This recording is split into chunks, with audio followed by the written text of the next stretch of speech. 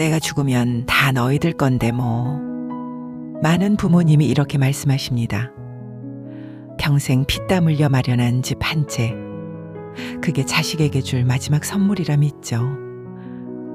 하지만 그 사랑이라는 이름의 희생이 역설적으로 자식과의 인연을 끊는 비수가 되어 돌아온다는 사실을 아십니까? 오늘 이야기의 주인공 박명숙 씨 부부도 그랬습니다. 아들 전세 자금을 위해 평생의 안식처였던 아파트를 팔아준 날, 노부부는 그것이 부모의 마땅한 도리라 믿었습니다. 하지만 그날 이후 부부의 인생은 존경받는 부모님에서 관리해야 할 짐짝으로 전락하고 말았습니다. 3억이라는 돈을 내준 뒤 아들은 변했습니다. 찾았던 안부 전화는 끊겼고, 명숙 씨가 무릎이 아파 병원비 걱정을 할 때도 아들은 저희도 애 영어 유치원이다 뭐다 애 키우느라 빠듯해요라며 선을 그었습니다. 돈이 있을 땐 효자였던 자식이 주머니가 빈이 귀찮은 존재로 바라보기 시작한 거죠. 가난이 대문으로 들어오면 사랑은 창문으로 도망간다는 말. 그 비정한 현실을 명숙 씨는 몸소 겪어야 했습니다. 명숙 씨 부부가 아파트 판돈을 보태주지 않았더라면 아들은 과연 지금처럼 무심했을까요? 그럼 지금 시작합니다. 서울 마포구 어느 오래된 아파트. 현관문 앞에 발 닦는 매트 하나, 그 위에 운동화 2켤레. 박명숙 씨와 그의 남편 김상덕 씨입니다. 30년 전 김상덕 씨는 달랐습니다. 직원 60명짜리 중견 인쇄회사 대표. 회사 차는 그랜저였고 자녀 학교 앞에 그 차가 서면 다른 부모들이 눈길을 줬습니다. 설날이면 자식 용돈으로 100만 원짜리 봉투를 쥐어줬고 딸 결혼식엔 예식장 제일 좋은 홀을 잡아줬습니다. 하지만 2000년대 초 디지털 인쇄 바람이 불기 시작하면서 수십 년 쌓은 오프셋 인쇄 기계들이 하루아침에 고철이 됐습니다. 살아남으려고 신식 장비를 무리하게 들여왔다가 빚이 빚을 낳았고 결국 공장 문을 닫는데 채 3년이 걸리지 않았습니다.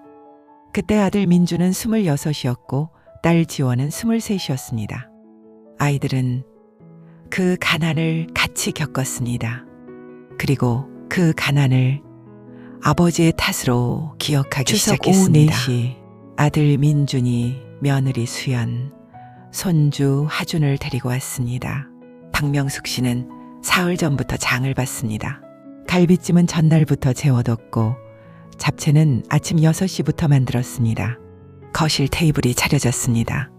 민주는 소파에 앉자마자 핸드폰을 꺼냈습니다. 수연은 하준한테 유튜브를 틀어줬습니다. 갈비찜 뚜껑을 여는데 수연이 무심하게 말했습니다. 어머니, 요즘은 갈비찜 할 때 설탕 대신 배즙 써요. 트렌드가 그래요. 박명숙 씨는 잠깐 손이 멈췄습니다. 그래? 다음엔 배즙을 넣어봐야겠구나. 밥을 먹다가 민준이 수저를 내려놨습니다. 엄마, 이거 좀 짠 것 같아요. 저희 요즘 건강 때문에 싱겁게 먹거든요. 지난번엔 아무 말 없이 잘 먹었는데 박명숙 씨는 속으로 삼켰습니다. 그래? 다음엔 싱겁게 할게. 나이 드니 입맛이 세지나 보다. 오후 6시 민준이 일어섰습니다. 아버지, 저희 이제 가볼게요. 내일 장모님 생신이라 미리 찾아뵙고 식사 준비하려고요. 현관문이 닫혔습니다. 식탁에는 거의 손도 대지 않은 갈비찜이 남아 있었습니다. 박명숙 씨는 식탁 앞에 그대로 앉아 있었습니다.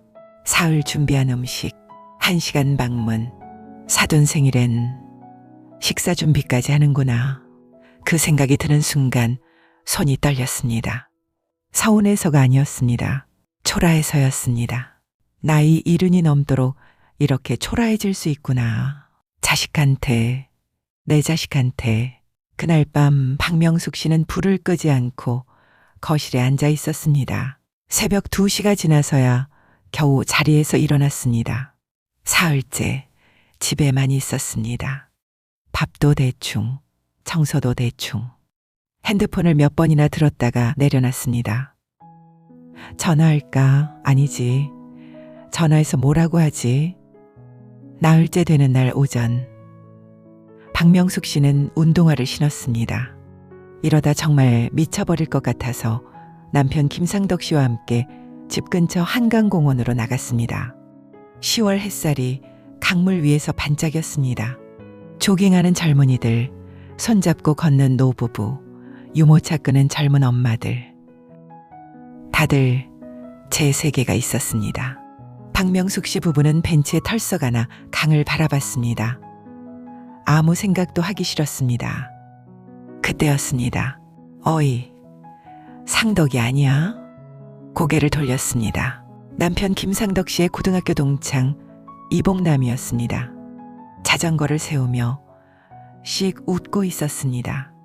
안녕하세요, 형수님. 운동하러 나오셨어요? 상덕아, 얼굴이 왜 이렇게 상했어? 어디 아파? 아니야, 그냥 바람이나 쐬러. 상덕 씨는 힘없이 대답했어요. 내가 30년 지기인데 너를 모르겠냐? 말해봐. 봉남이 자전거를 세우고 부부 옆에 앉았습니다. 자식 때문이지? 김상덕 씨는 대답하지 않았습니다. 하지만 고개가 아래로 내려갔습니다. 나도 그랬어. 작년까지. 작년까지? 응. 근데 지금은 달라. 김상덕 씨가 처음으로 봉남을 제대로 쳐다봤습니다. 어떻게 달라진 건데? 봉남이 잠깐 강을 바라보다가 말했습니다. 상덕아, 나 요즘 주식해. 뭐? 주식이라고 해도 우리가 아는 그 주식이 아니야. S&P 500 ETF라고 들어봤어? 나는 주식 안에서 모르지. 미국에서 제일 잘 나가는 회사 500개를 한 바구니에 담아서 파는 거야. 김상덕 씨가 미간을 찌푸렸습니다. 그게 무슨 말이야? 예를 들어봐. 애플, 삼성처럼 큰 회사 있잖아. 그런 회사 주식을 하나하나 사려면 돈도 많이 필요하고 공부도 해야 하잖아. 근데 ETF는 달라. 한 주만 사면 그 500개 회사 전체에 조금씩 투자가 되는 거야. 하나가 망해도 나머지 499개가 버텨주고. 그게 안전하다는 거야? 개별 주식이랑은 달라. 미국 시장 전체에 거는 거니까. 30년 역사 동안 떨어지면 결국 다시 올라왔어. 단 한 번도 영원히 내려간 적이 없어. 근데 그걸 어떻게 사? 거기서 중요한 게 있어. 그냥 사면 안 되고 연금저축펀드 계좌로 사야 돼. 연금저축? 응, 이게 진짜 핵심이야. 이 계좌 통해서 1년에 600만 원까지 넣으면 나라에서 세금을 돌려줘. 최대 99만 원, 적금 금리보다 이게 더 높아. 그리고 연금으로 꺼낼 때 세금이 5%도 안 해. 은행 이자세가 15%인 거 알지? 3배나 차이가 나네. 나라가 노후 준비 잘하면 혜택 준다는 거야. 근데 대부분이 이걸 모르고 그냥 은행만 가거든. 근데 봉남아, 나 같은 나이에 시작해서 뭐가 달라지겠어? 봉남이 피식 웃었습니다. 야, 나도 그 말 했어. 67살에 시작할 때. 근데 2년 됐거든? 원금이 얼마인지 알아? 얼마야?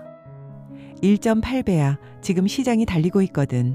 미국도 한국도. 그리고 상덕아, 중요한 게 또 있어. 뭔데? 돈이 생기니까 나한테 자신감이 생기더라. 김상덕 씨가 멈췄습니다. 자식한테 기대지 않아도 된다는 거. 내가 내 노후를 내가 챙긴다는 거. 그게 생기니까 달라지더라고. 자식한테 서운해하는 시간이 줄었어. 왜냐, 기댈 생각 자체가 없으니까. 김상덕 씨는 강을 다시 바라봤습니다. 뭔가 막혀있던 것이 조금 움직이는 느낌이었습니다. 그날 이후 김상덕 씨는 증권사 앱을 깔았습니다. 연금저축펀드 계좌를 열었습니다. 처음엔 손이 떨렸습니다. 내가 이 나이에 이게 맞나? 그래도 눌렀습니다.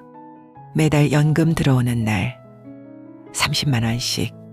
AC 미국 S&P 500 딱 하나만. 사고 나면 앱을 닫았습니다. 2022년 하반기 주가가 폭락했습니다. 계좌가 마이너스였습니다. 팔고 싶었습니다. 정말로. 그런데 복남의 말이 떠올랐습니다. 떨어질 때 파는 사람이 진짜로 손해보는 거야. 더 싸게 살 기회라고 생각해. 김상덕 씨는 그달도 30만 원을 넣었습니다. 2023년 시장이 살아났습니다. 2024년 AI 열풍이 불었습니다.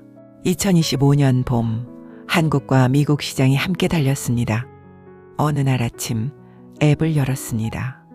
숫자가 떠 있었습니다. 원금의 2배가 넘었습니다. 김상덕 씨는 한참 그 숫자를 바라봤습니다. 그리고 조용히 앱을 닫았습니다. 팔지 않았습니다. 자랑하지도 않았습니다. 그냥 자신이 생겼습니다. 소문은 어디서 새는지 모릅니다. 5월 어느 토요일 아들 민준에게서 전화가 왔습니다. 아버지, 저희 이번 주말에 가도 돼요? 김상덕 씨는 잠깐 뜸을 들였습니다. 그래, 와라. 토요일 오후 민준 가족이 왔습니다. 며느리 수연, 손주 하준도 함께였습니다. 아이 손을 잡고 들어서는 민준의 눈이 거실을 훑었습니다. 예전과 달리 뭔가를 찾는 눈치였습니다. 밥상이 차려졌습니다. 이번엔 된장찌개, 두부조림, 나물, 소박했습니다. 민준이 밥을 먹다가 입을 열었습니다. 아버지, 주식으로 좀 벌으셨다고요? 복남 아저씨한테 들었어요. 김상덕 씨는 수저를 내려놨습니다. 천천히, 소리 없이. 민준아, 네? 얼마인지는 네가 알 필요 없어. 민준이 굳었습니다. 중요한 건 이거야. 이제 너희한테 손 안 벌려도 돼. 충분히 살 수 있어. 수연이 젓가락을 내려놨습니다. 그리고 앞으로 여기 올 때는 보고 싶어서 오면 돼. 그 이유 하나면 충분해. 식탁이 조용해졌습니다. 하준이가 된장찌개 국물을 호호 불며 먹고 있었습니다. 그 소리만 들렸습니다. 민준이 아버지를 봤습니다. 예전의 아버지가 아니었습니다. 떼쓰는 것도 아니고 서운해하는 것도 아니고 그냥 단단했습니다. 그날 밤 수연에게서 문자가 왔습니다. 아버님, 저 오늘 많이 반성했어요. 죄송해요. 다음 날 오전 민준에게서 전화가 왔습니다. 아버지, 응? 제가 그동안 많이 못했어요. 김상덕 씨는 말하지 않았습니다. 그냥 들었습니다. 그동안 제가 너무 무심했어요. 다음엔 제가 더 자주 갈게요. 보고 싶어서요. 전화를 끊고 김상덕 씨는 창밖을 바라봤습니다. 5월 하늘이 높고 파랬습니다. 눈물이 날 것 같았습니다. 그런데 이상하게도 나오지 않았습니다. 슬프지 않아서가 아니라 더 이상 눈물을 쓸 필요가 없어진 느낌이었습니다. 그로부터 한 달이 지났습니다. 일요일 오후 박명숙 씨와 김상덕 씨의 아파트에 웃음소리가 가득했습니다. 민준 가족이 와 있었습니다. 이번엔 딸 지원 가족도 함께였습니다. 거실이 북적였습니다. 사위는 어색하게 앉아 있었고 며느리 수연은 부엌에서 설거지를 거들고 있었습니다. 손주 하준이가 그림을 들고 달려왔습니다. 할아버지, 이거 봐요. 제가 할아버지 그렸어요. 종이에는 안경 쓴 할아버지가 웃고 있었습니다. 삐뚤삐뚤하지만 웃고 있었습니다. 우리 하준이가 그렸어? 할아버지 닮았네. 할아버지, 다음 주에도 와도 돼요? 오고 싶으면 언제든 와. 저녁을 먹고 나서 민준이 조용히 말했습니다. 아버지, 우리 다음 달에 가족여행 갈 건데요. 아버지, 어머니도 같이 가요. 김상덕 씨가 아들을 바라봤습니다. 그 눈빛에는 예전의 서운함도 기다림도 없었습니다. 그래, 가자. 민준이 웃었습니다. 그 웃음이 어릴 때 웃음 같았습니다. 가족들이 돌아갔습니다. 현관문이 닫혔습니다. 김상덕 씨는 소파에 앉았습니다. 조용한 거실. 하지만 예전의 그 텅 빈 조용함이 아니었습니다. 가득 찬 조용함이었습니다. 여러분 기억하십시오. 자식에게 가장 큰 유산은 많은 돈이 아닙니다. 죽는 날까지 누구에게도 손 벌리지 않고 자기 삶을 꿋꿋하게 즐긴 부모의 단단한 뒷모습입니다. 자식이라는 감옥에서 걸어 나오십시오. 당신의 통장은 자식의 주머니가 아니라 당신의 존엄을 지켜줄 마지막 호위 무사입니다. 김상덕 씨를 바꾼 건 주식이 아니었습니다. 나는 내 삶을 내가 책임질 수 있다는 확신이었습니다. 그 확신이 생기자 자식에게 기다리지 않게 됐습니다. 기다리지 않으니 서운하지 않았습니다. 서운하지 않으니 당당해졌습니다. 당당해지니 자식들이 달라졌습니다. 의존하는 부모는 짐이 됩니다. 당당한 부모는 어른이 됩니다. 어렵지 않습니다. 매달 30만 원 연금저축펀드에 S&P 500 ETF 하나. 올라도 팔지 말고 내려도 팔지 마세요. 그냥 적금 붓듯 계속 넣으세요. 3년이면 달라집니다. 그리고 그 3년은 지금 시작해도 충분합니다. 오늘 영상이 마음에 와닿으셨다면 구독과 좋아요 부탁드립니다. 비슷한 상황에 계신 분이 주변에 계시다면 이 영상을 전해주세요. 지금 이 순간 여러분의 노후를 위해 무엇을 먼저 해야 할지 댓글로 다짐을 남겨주세요. 당당한 부모가 진짜 효도를 받습니다. 다음 시간에 뵙겠습니다. 감사합니다.